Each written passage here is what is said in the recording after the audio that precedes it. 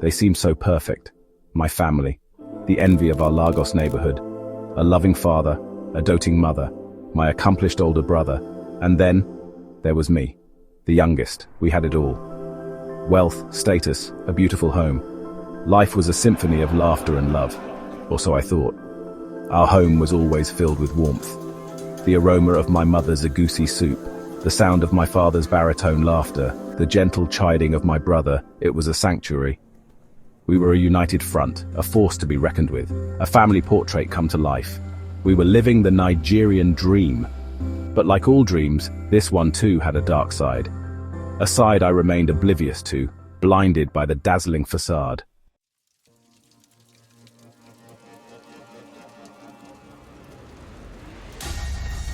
The first seed of doubt was planted during a seemingly ordinary family dinner. We were celebrating my brother's latest business triumph, the clinking of champagne glasses a jarring counterpoint to the tension that hung thick in the air. My father, usually the life of the party, sat at the head of the table, his face etched with a severity that sent a chill down my spine. His eyes, normally twinkling with mirth, were cold and calculating. He scrutinized everyone at the table, his gaze lingering a little too long on my brother, who sat stiffly, a sheen of sweat on his brow despite the air conditioning. I noticed my mother's hand tremble as she raised her glass to her lips, her smile strained. Later that night, I couldn't shake off the unsettling feeling that had taken root in my gut. The image of my father's hardened expression, the palpable tension at the dinner table, it all pointed towards a truth I couldn't ignore. Driven by a force I couldn't quite comprehend, I found myself drawn to my father's study. The study was his sanctum, a place where he retreated to conduct his business dealings, a place I usually avoided. But tonight, it felt like the epicenter of the mystery that had begun to unravel in my mind. As I stood outside the heavy mahogany door, the faint sound of my father's voice, low and urgent, sent a shiver down my spine.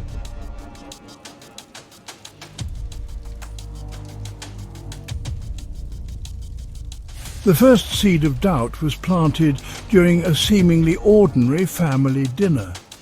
We were celebrating my brother's latest business triumph, the clinking of champagne glasses a jarring counterpoint to the tension that hung thick in the air. My father, usually the life of the party, sat at the head of the table, his face etched with a severity that sent a chill down my spine. His eyes, normally twinkling with mirth, were cold and calculating. He scrutinized everyone at the table, his gaze lingering a little too long on my brother, who sat stiffly, a sheen of sweat on his brow despite the air conditioning. I noticed my mother's hand tremble as she raised her glass to her lips, her smile strained. Later that night, I couldn't shake off the unsettling feeling that had taken root in my gut. The image of my father's hardened expression, the palpable tension at the dinner table, it all pointed towards a truth I couldn't ignore. Driven by a force I couldn't quite comprehend, I found myself drawn to my father's study. The study was his sanctum, a place where he retreated to conduct his business dealings, a place I usually avoided. But tonight, it felt like the epicenter of the mystery that had begun to unravel in my mind. As I stood outside the heavy mahogany door, the faint sound of my father's voice, low and urgent, sent a shiver down my spine.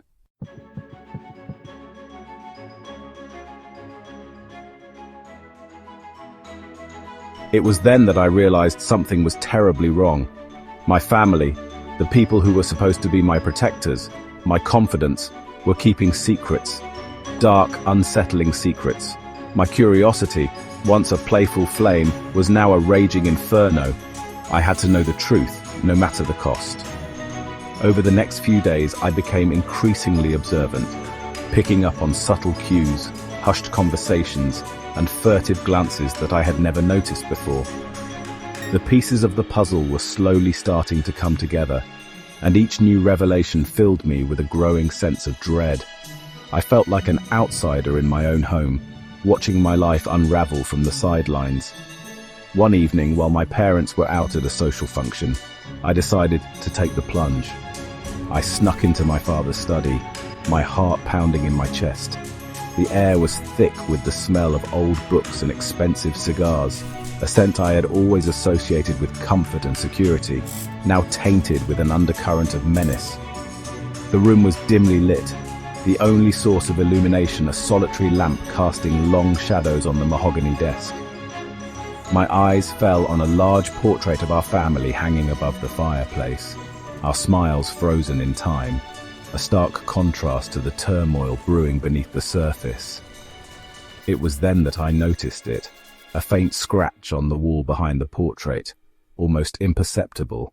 Dinner with my family had always been a grand affair, but tonight a palpable tension hung in the air, heavier than the aroma of my mother's pepper soup. We sat at the table, a tableau of forced smiles and averted gazes. My father, usually commanding attention, picked at his food in silence. My mother seemed to have shrunk in her seat, her hand trembling slightly. My brother, Aid, sat opposite me, his posture slumped, avoiding my gaze.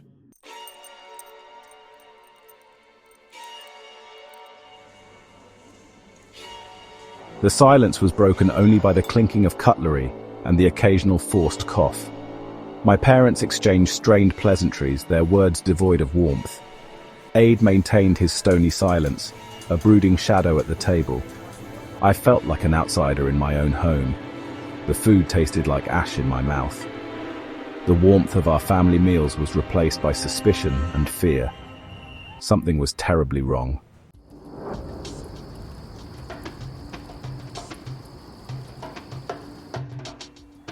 Later that evening, as I retreated to the sanctuary of my room, the weight of the unspoken secrets pressed down on me. I couldn't shake off the feeling that we were not alone in the house. It was as if an unseen guest had taken up residence within our walls, its presence casting a long, dark shadow over our lives. The house, usually a haven of warmth and laughter, felt cold and oppressive. Every creak of the floorboards, every rustle of leaves against the window pane sent shivers down my spine. Sleep, once a welcome escape, eluded me, replaced by a gnawing anxiety that tightened its grip with each passing hour. Days turned into nights, and the atmosphere in the house remained unchanged. The forced smiles, the hushed whispers, the palpable tension. It was as if we were all living in a pressure cooker, the heat of our secrets threatening to blow us all apart.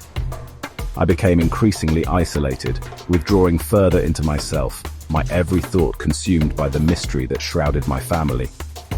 The more I observed, the more convinced I became that something sinister lurked beneath the surface of our seemingly perfect life. The cracks in the facade were widening, revealing glimpses of a darkness I had never imagined possible. And I, the youngest, the most naive, was about to be drawn into its depths. One evening, while my parents were out, I found myself drawn to my father's study. The room was off limits, a sanctuary for his business dealings. But tonight, curiosity pulled me towards its closed door. My heart pounded as I stood outside, hearing only the air conditioner. Hesitantly, I reached for the doorknob, surprised it was unlocked. I pushed open the door and stepped inside. The study was dimly lit, the air thick with cigar smoke. My eyes scanned the room, taking in the mahogany desk and leather-bound books. Then I noticed a small scratch on the wall behind the portrait. Curiosity piqued. I traced the scratch, feeling a slight give. A section of the wall swung inwards, revealing a hidden safe. The metal gleamed dully, its combination lock a silent challenge. This was the key to unlocking my family's secrets.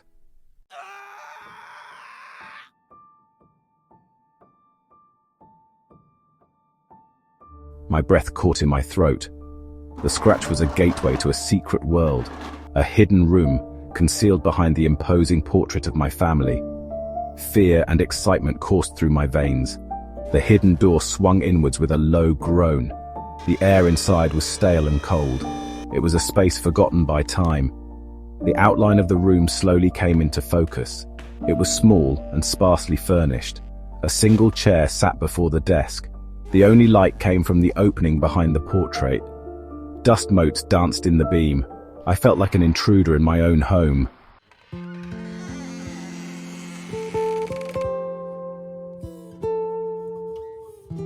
A sense of trepidation washed over me as I stepped into the room. The air hung heavy with unspoken truths, the silence broken only by my frantic heartbeat. The desk, covered in dust, seemed to beckon me closer. A small brass keyhole caught my eye. With trembling hands, I retrieved a penknife. I inserted the blade and felt a satisfying click. The drawer slid open, revealing a treasure trove of documents. This was no ordinary collection, it was a Pandora's box of secrets.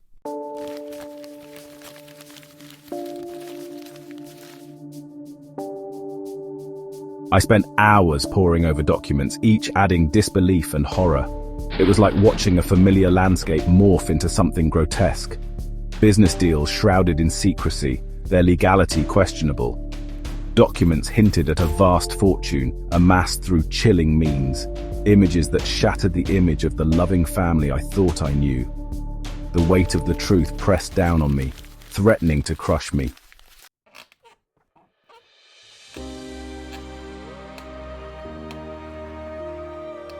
Exhausted and emotionally drained, I slumped back in the chair, my gaze falling on a small, leather-bound photo album that had been tucked away in the corner of the drawer. It was filled with pictures from my childhood, images of a happier time, before the shadows crept in and stained everything with their darkness. There I was, a gap-toothed child, grinning broadly as I held aloft a prize-winning drawing. My parents, their faces unlined by worry, beamed proudly beside me. My brother Aid stood stiffly to the side, a rare smile gracing his youthful features. As I flipped through the pages, the years seemed to melt away. I remembered the warmth of my mother's hugs, the sound of my father's laughter, the endless games of football with Aid. Those memories, once so cherished, now felt like relics from a forgotten life, a life that seemed to belong to someone else. The contrast between the happy family depicted in the photographs and the web of deceit I had uncovered was jarring. It was as if I were looking at two different families, their paths converging and diverging at a point I couldn't quite pinpoint. The realization that those happy memories might be nothing more than carefully constructed facades filled me with a profound sense of loss.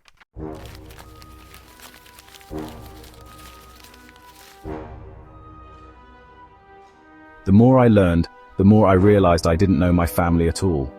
The people I had loved and trusted had been living a lie. The revelation left me reeling, unsure of who to trust.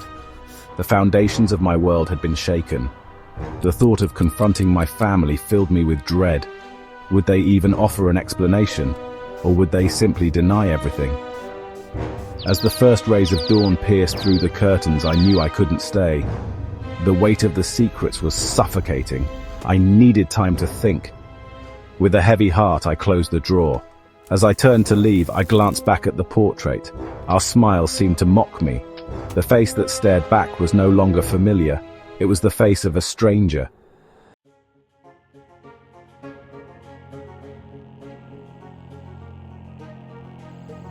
The weight of the secret was unbearable. It choked me, a leaden knot in my stomach. I couldn't pretend anymore, couldn't sit through another carefully constructed family dinner, pretending everything was fine.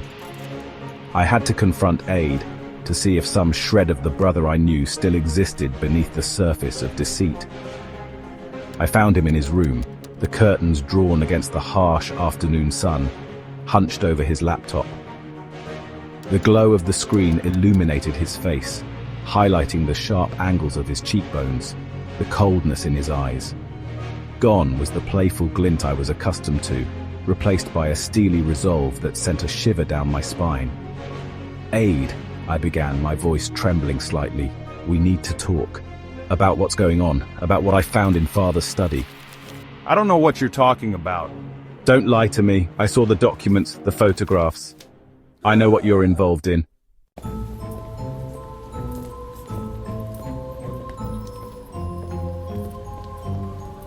You need to stay out of this. It's none of your business. "None of my business. We're talking about our family, Aid, our parents. How can you say it's none of my business? You wouldn't understand. Then explain it to me. Make me understand. Why are we living like this? What are you so afraid of? Aid remained silent, his body rigid with tension. The air crackled between us, thick with unspoken accusations and the bitter taste of betrayal. His silence spoke volumes, confirming my worst fears. He was in too deep, too far gone.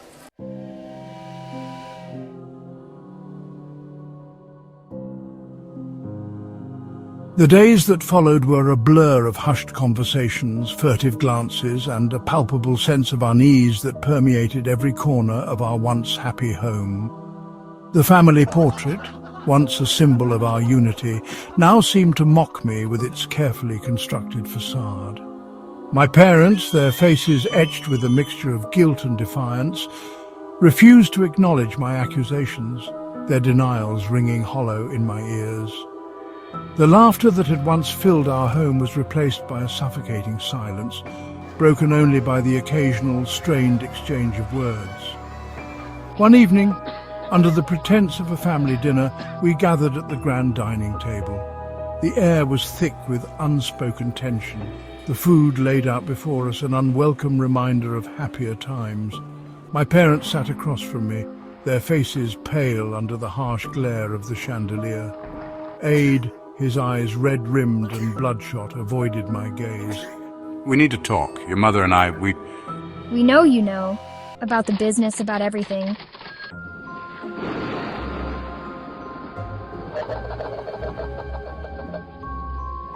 And so it began.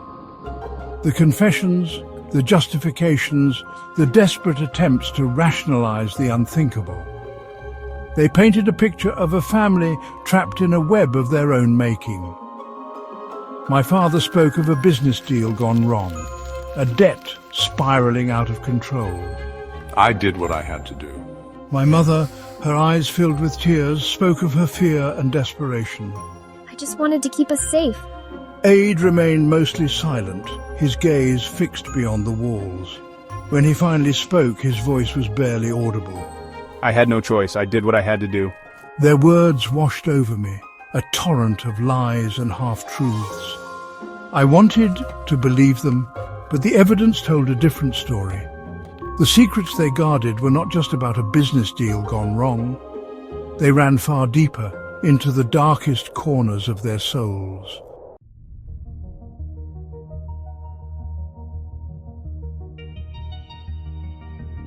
The weight of their confession hung in the air, thick and suffocating.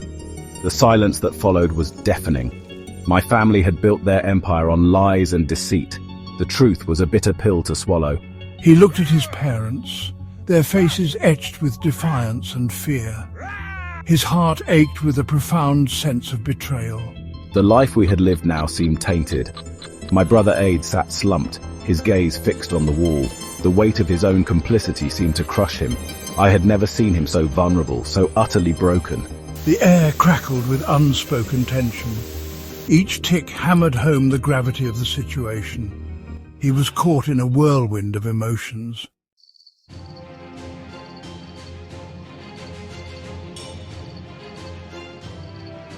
Sleep evaded me that night, haunted by images of documents and whispered conversations. Ghosts of laughter, shared meals, carefree days taunted me. My room felt like a prison, suffocating me. He longed for the innocence of childhood. Now the world seemed darker, more dangerous. His thoughts raced, a chaotic jumble of emotions. What was I supposed to do with this knowledge? Could I turn a blind eye and live with the consequences? Or did I owe it to the world to expose the truth? The faces of my family, contorted with fear, flashed before my eyes. Could I betray them, shatter the illusion of our life? The thought sent a shiver down my spine.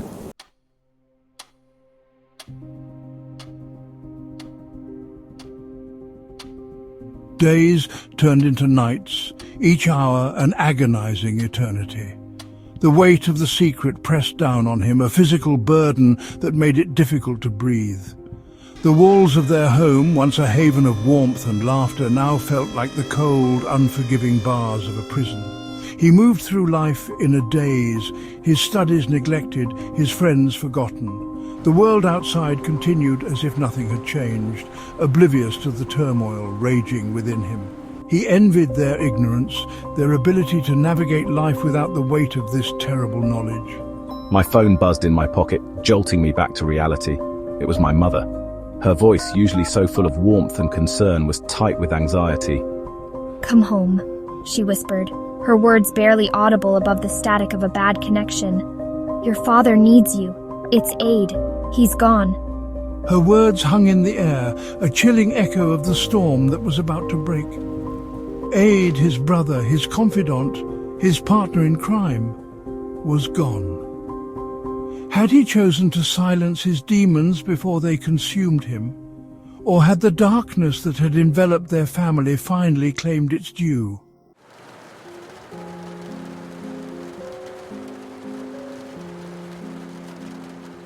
The journey home was a blur. I moved through the streets of Lagos, the city's vibrant energy a stark contrast to the desolate landscape of my thoughts. I arrived at our imposing family home, its grandeur now a cruel reminder of the price we had paid for our ill-gotten gains. The house was shrouded in an eerie silence. The air, usually thick with the aroma of my mother's cooking, was heavy with the scent of grief and fear. I found my parents huddled together in the living room, their faces etched with a mixture of anguish and desperation. He's gone. He left a note. He couldn't live with the guilt anymore. My father sat slumped in his chair, his eyes red-rimmed, his face a mask of grief and regret. He looked up at me, his gaze pleading for understanding, for forgiveness. It's my fault. I dragged him into this. I should have protected him. I stood there, caught in the crosshairs of my conscience. Could I offer them comfort, knowing the truth about their precious Aid? Or would the revelation of his final act of desperation shatter the fragile remnants of our family? The weight of the decision pressed down on me, a heavy cloak of responsibility I never asked for, but could no longer avoid.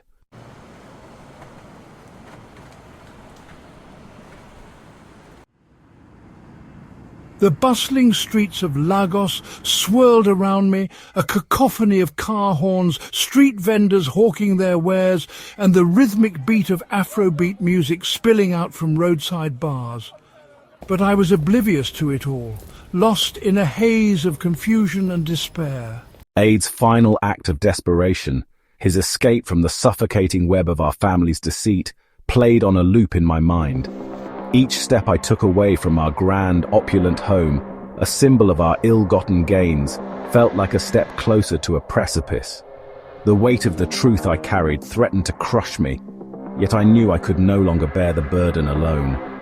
The faces of my parents, etched with a lifetime of carefully concealed guilt and regret, haunted me.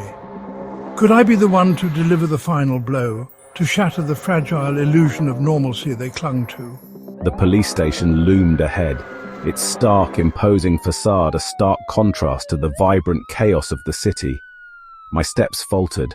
My hand trembled as I reached for the heavy metal door, a barrier between the world I knew and the uncertain future that awaited me. Could I betray my family, expose their carefully constructed facade of respectability, even if it meant seeking justice for Aid, for the life he could no longer fight for? The air inside the station was thick with the smell of stale coffee and desperation. A weary officer looked up from a mountain of paperwork, his eyes registering my presence with a flicker of annoyance. This was it. The point of no return. I opened my mouth to speak, the words forming on my tongue, a bitter taste of betrayal. The shrill ring of my phone cut through the silence of the police station. I flinched, my body tense. The officer shot me a look that could curdle blood. I fumbled for the phone, heart pounding. Mum, guilt washed over me. My son, where are you? Please come home. Her words pierced through my armor. Her worried face flashed before my eyes. How could I inflict this pain on her? I closed my eyes, feeling suffocated. The police station felt like a cold, sterile cage. Could I betray my family, built on lies?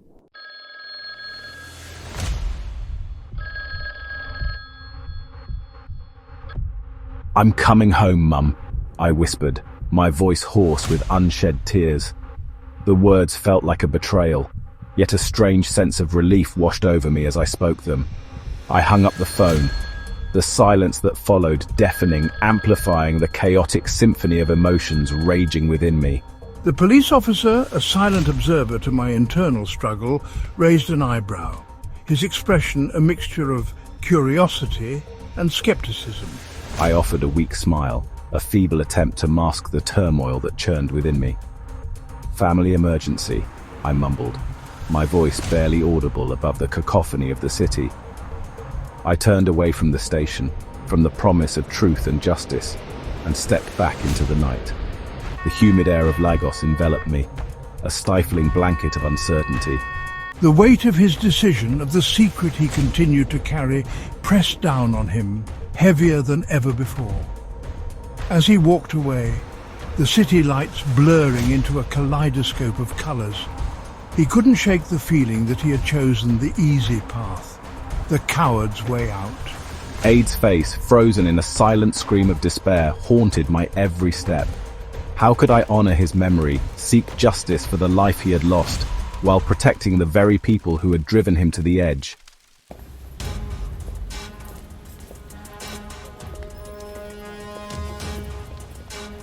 The walk back home was a blur of conflicting emotions. Relief warred with guilt, love with disillusionment. The familiar streets now whispered secrets, taunting him with the knowledge he carried. I had chosen family over justice, loyalty over truth. But at what cost? Could I live with myself? As he approached their home, a wave of nausea washed over him. The house now felt like a gilded cage, trapping them in lies. I had chosen to protect my family, but who would protect us from ourselves? The front door loomed before him, a portal to a life forever altered.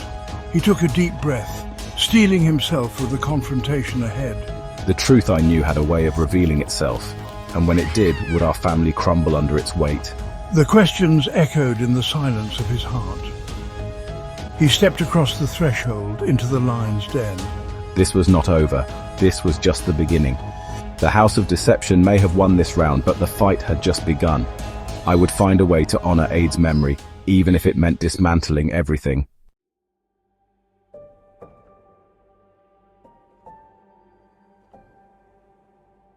Their faces swam before me, a sea of whispers and veiled truths.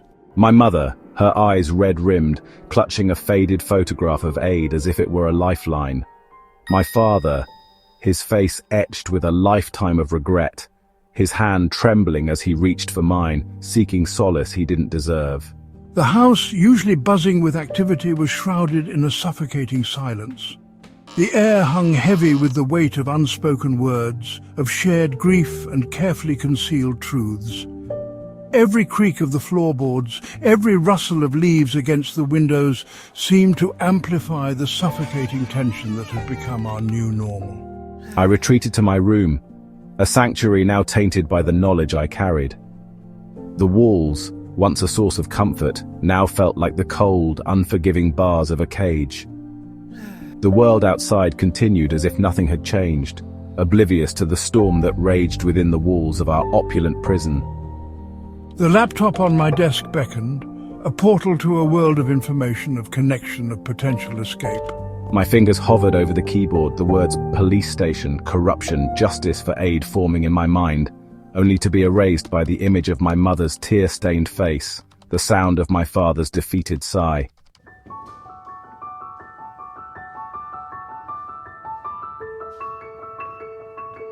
The weight of my decision, of the truth I continued to harbour, pressed down on me, threatening to crush me beneath its enormity.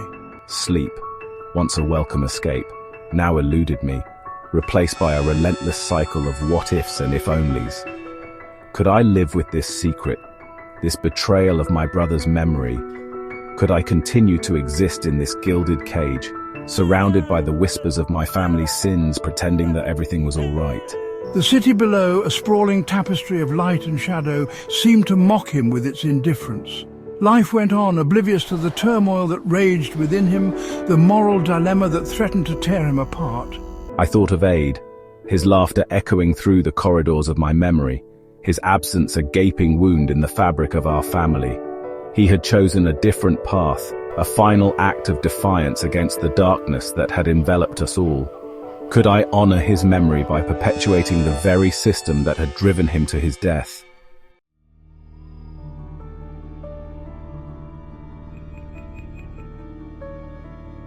The smell of smoke jolted me from my thoughts.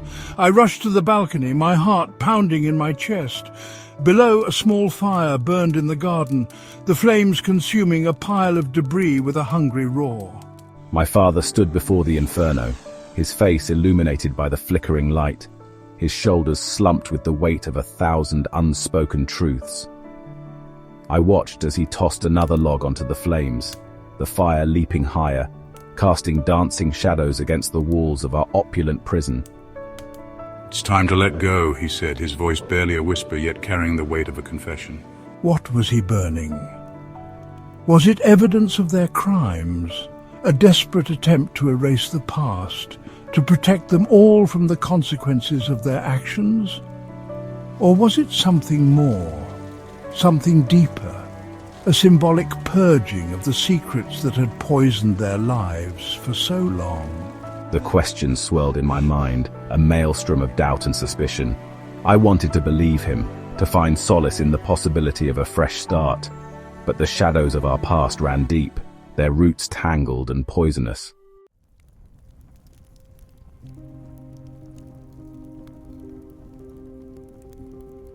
I turned away from the sight of my father standing before the flames and rushed towards the phone. The shrill ring of the phone shattered the silence. Or was it a trap? Could this be the lifeline I had been searching for? Should I answer? I hesitated. Fear warred with hope. Who would be calling at this hour? My heart pounded. The caller ID displayed an unknown number. To ignore it was to choose silence. To answer was to invite the unknown. As the phone continued to ring, he knew he had to make a choice. Hello? My voice was a shaky whisper. The voice on the other end sent a chill down his spine. I know what your family did. Fade to black.